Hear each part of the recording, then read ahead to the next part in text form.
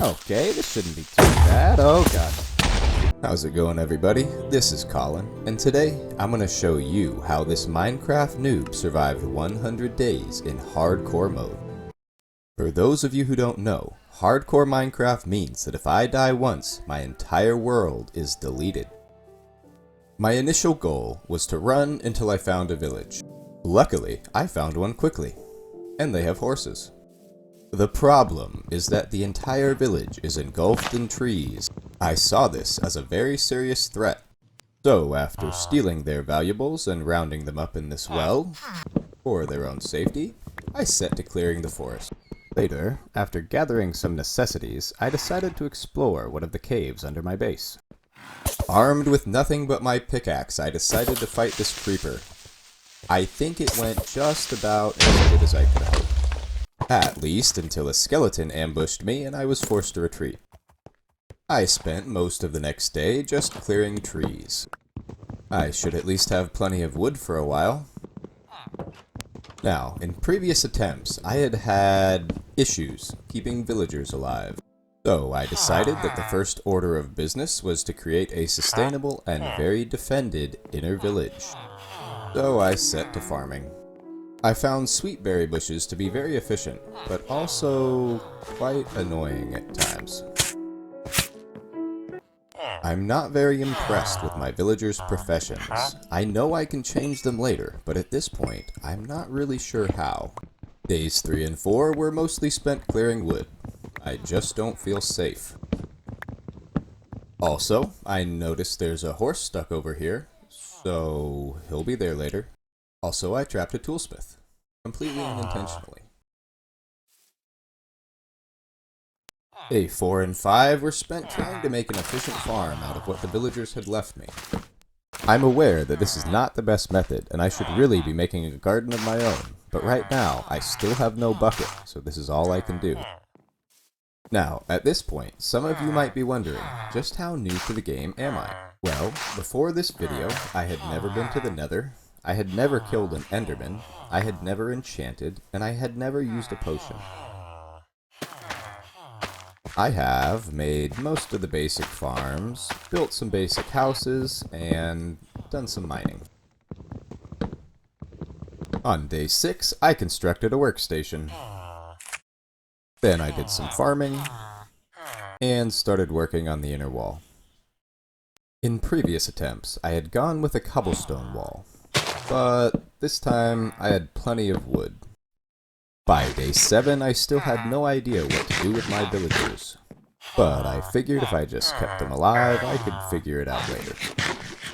I'd like to take a moment to explain why a 32-year-old father of 2 suddenly decided to make a Minecraft video.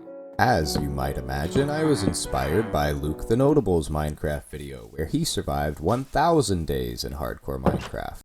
I'd never watched a Minecraft YouTube video before, but I had heard of hardcore Minecraft, and the concept intrigued me. So, after he expanded my horizons on just what kind of game Minecraft actually was, I was inspired by Luke to try it for myself. And I figured if I was going to go through the effort of doing something like this, I might as well go through a little more to share it. It's not like I do much these days anyway. On day 8, I tried some villager breeding. Now, most of you can probably tell this is never going to work, but I was optimistic. After some experimenting, I was able to get the villagers in the mood, but nothing ever seemed to come of it. I even tried giving them sweet berries. They weren't interested. And after a few more fails, I decided to lock them in separate pens for later exploitation. On day 9, I accidentally set myself on fire. I thought I was going to die, and it made me realize I need to carry a water bucket all the time. I also finished my inner wall, so my villagers are a lot safer. On day 10, I took a moment to admire my walled city, but I still didn't feel safe, so I made the walls higher. On day 11, I realized that the higher the walls, the safer I felt. But also, that building walls is a lot of work. So I decided to let nature build my wall for me. On day 12, I felt comfortable enough to begin terraforming in preparation for a small farm. Unfortunately, I still haven't mined to get iron for a water bucket, so I figure I'll just plant and see what happens. I also finished my roof wall. On day 13, I learned crops really don't grow without water. So, with my village safe, I built a mine shack and prepared for some serious mining. Almost immediately, I was invited to a cave party, but I declined the invitation.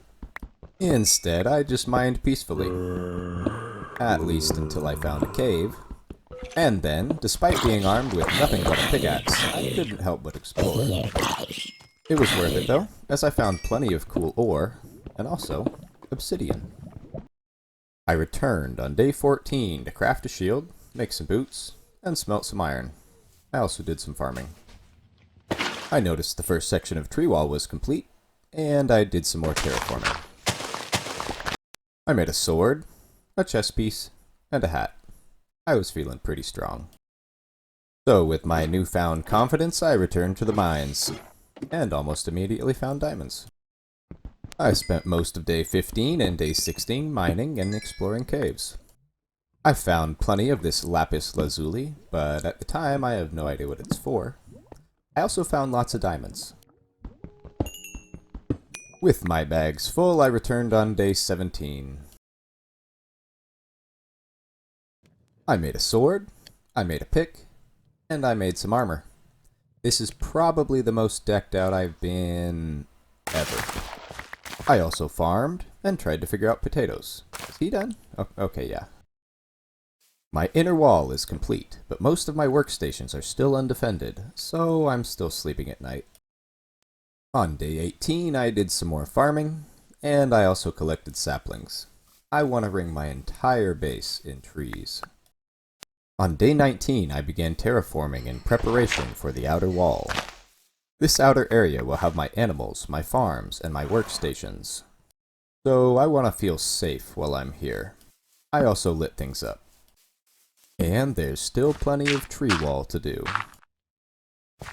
Which of course means I need more saplings. On day 20, I figured out how pumpkins work. And on day 21, I was still trying to figure out how pumpkins work. On day 22, I did some terraforming to expand my workstation.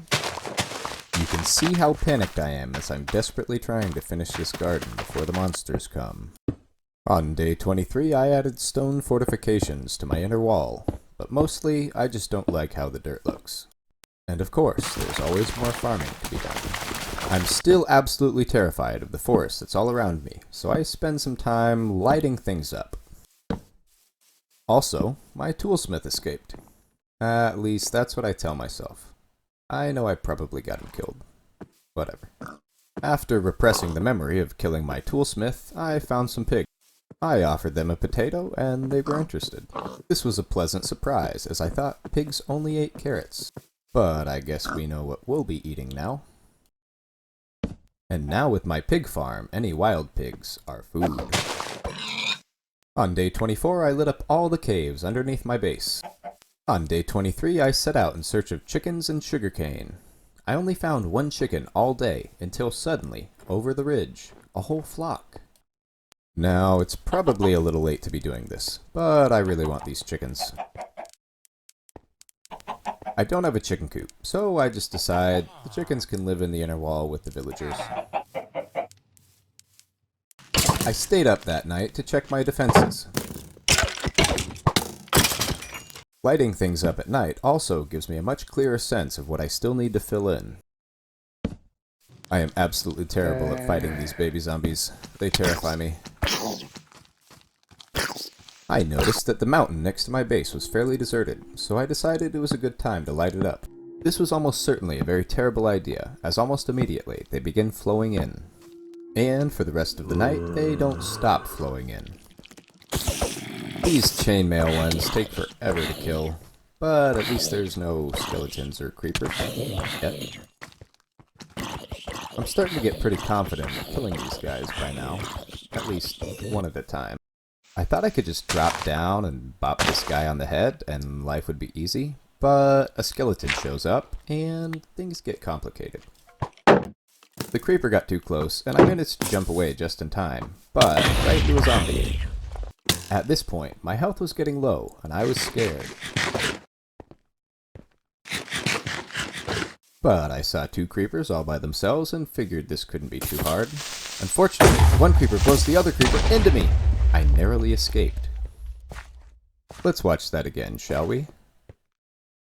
So, in hindsight, I think it's pretty obvious I should have ran instead of shielding that explosion, but there's a learning curve.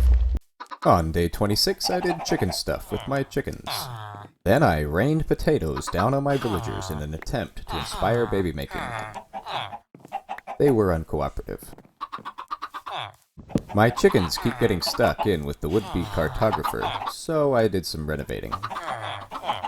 I'm still unaware that I can cook meat in the forge, so I'm cooking one at a time on the campfire. And I finally found sugarcane. I'm so excited I go for a cliff dive before harvesting. I went out a little too far and stayed out a little too late and ended up stuck out here at nighttime. I never really want this to happen, but sometimes it does. On day 28, I started a sugarcane farm, and found out that pigs don't like baked potatoes. Then I started a new farm plot, and fed the house chickens. On day 29, I set out in search of sand. I have big plans for glass. I never found the desert I was looking for, but I found enough. Once again, I ventured out too far and stayed out too late, except this time, I was lost. Off in the distance, I saw light. It must be my land, I thought. But as I got closer, something was wrong. It wasn't my land. It was a lava pit I'd never been to. Where was I? As the monsters began to stream in, I tried to get my bearings. I finally recognized one of the mountain formations and had a general sense of the direction home. As I neared the village, I felt very grateful, and also very lucky. I needed a map. On day 30, I ate a chicken who crossed me. And then I fed him. I'm gonna need more of you guys. I also harvested and reinvested my meager sugarcane farm. After a zombie spawned inside my base, I decided to add more torches. I also started working on my glass floor. On day 31, I did some chores around the house. Then I rained bread down on my villagers. Okay, look at this. I mean, they're actually lying down. I was so sure this was gonna work. Why is this so hard for you guys? On day 32, I realized that one downside to free-range chickens was there were eggs. Everywhere. And then I accidentally made a hole in my front yard. And of course, I wanted to see if this guy would drop me anything cool. Afterwards, I started to get serious about my sugarcane farm. I found sugarcane farming to be very satisfying. I also continued construction of my glass floor, and worked on the walls. I'm still pretty bad at building. By day 33, construction of the third story was underway. Little did I know that eventually this massive fort would prove itself to be more of a detriment than a benefit. But at the time, having a giant structure between me and the outside world made me feel very safe. I was very pleased with my village-turned fort. I even enjoyed the dark ambiance that the trees gave everything. The problem is a lot of monsters can spawn in this base. I didn't really understand how monster spawns work, how light works. So on the morning of day 34, I looked up at what to me still looked like an impregnable fortress. Feeling safe, I harvested my crops, fed my pigs, and tried to get some paper. With my newfound paper, I prepared to make a cartographer. I also made a map. I had my cartographer all ready, but these chickens didn't want to cooperate. Okay, he's a cartographer now. And now the exploitation of the indigenous population via trade begins. On day 35, I realized I'd been trying to hatch chickens improperly. Why can't I just scramble these things up anyways? And then it seemed like the right time to head back into the mines.